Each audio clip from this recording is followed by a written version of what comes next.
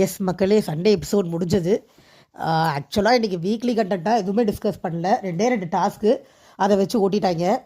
நேற்று மாதிரி இன்றைக்கும் நிறைய இடத்துல விஜேஎஸ் சொதப்பினார்னு எனக்கு தோணுச்சு. நான் ஃபர்ஸ்ட் அதை சொல்லிடுறேன், அதுக்கப்புறமா நம்ம இதுக்குள்ளே போகலாம். ஏன்னா மறந்து போயிடுவேன் கடைசியில். அமித்தை சேவ் பண்ணும்போது விஜேஎஸ் சொன்னது எனக்கு சுத்தமாக பிடிக்கல. சொல்கிறாரு பாருங்க, அமித்துக்கு பாரு சொன்னது தான் கரெக்டாக அந்த லெட்டர் விஷயத்தில். பெருசாக எடுத்துக்காதீங்கன்னு சொன்னாங்களாம். ஆனால் இவர் கேட்காம பெருசாக எடுத்துக்கிட்டாராம். இப்போ அவருக்கு ஒன்றுனா வலிக்குது இல்லையா, அது மாதிரி பாருவோட பெயின் அவர் கிண்டல் பண்ணது தப்புன்னு சொன்னார். அதை நான் ஒத்துக்கிறேன். ஆனால் எனக்கு என்னன்னா ரெண்டுமே தனித்தனி விஷயம். பாருவோட பீரியட்ஸ் பெயினை பற்றி அமித் கமெண்ட் அடித்தது தப்பு, 100% தப்பு. நீங்கள் அதை கண்டிங்க, நான் வேண்டான்னு சொல்லவே இல்லை. சூப்பர், கண்டிக்கிறது சூப்பர், சொல்லணும். ஆனால் அதுக்காக லெட்டர் விஷயத்தை பேசாதான் அமித் சொல்லியும் பர்பஸ்ஃபுல்லாக பாரு பெருசு பண்ணதை சரின்னு சொல்லி எப்படி நீங்கள் ஜஸ்டிஃபை பண்ணுறீங்க எனக்கு புரியலை. அது என்ன ஒரு சம்பந்தம் இல்லாத ரெண்டு விஷயத்தை அவர் எதுக்கு ஒரே மாதிரி பார்க்குறாரு அப்படிங்கிறதே ஃபர்ஸ்ட் ஆஃப் ஆல் எனக்கு புரியலை. விஜேஎஸ்ஸே இப்படி சொதப்புனா கண்டஸ்டன்ஸ்க்கு என்ன புரியும் அப்படிங்கிறத எனக்கு மிகப்பெரிய கொஷின் மார்க்காக இருக்குது.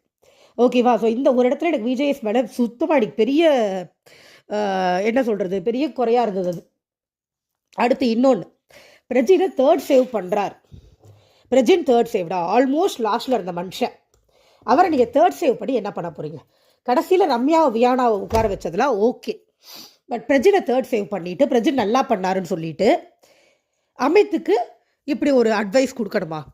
அவர் இவ்வளோ தூரத்துக்கு ஒரு ஃப்ரெண்டுக்கு ஃபேவரிசம் பண்ணணும் அப்படின்னு நினைக்கிறாரா? அதுதான் எனக்கு புரியலை.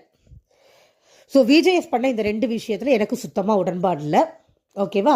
அதுக்கப்புறம் கனிக்கு வந்த லெட்டருக்கு மண்டையை ஆட்டினார். அண்ட் எப்பவும் போல் ஓகே ஃபைன், கனிக்கு வந்த லெட்டருக்கு மண்டையை ஆட்டினார். மற்றவங்களுக்கும் அவனு ரியாக்ஷன் கொடுக்கல. அதுதான். ஸோ விஜேஎஸ் பக்கத்தில் கம்ப்ளைண்ட்ஸ் முடிச்சாச்சு. இப்போ நம்ம வரிசையாக போக ட்ரை பண்ணுவோம். ஓகே, ஸோ ஃபர்ஸ்ட் வந்த உடனே முட்டை கடுதாசி படிக்கலாமா அப்படின்னு தான் கேட்டார். மொத்தமாக எல்லாம் முட்டை கடுதாசி எடுத்துகிட்டு வந்தாங்க.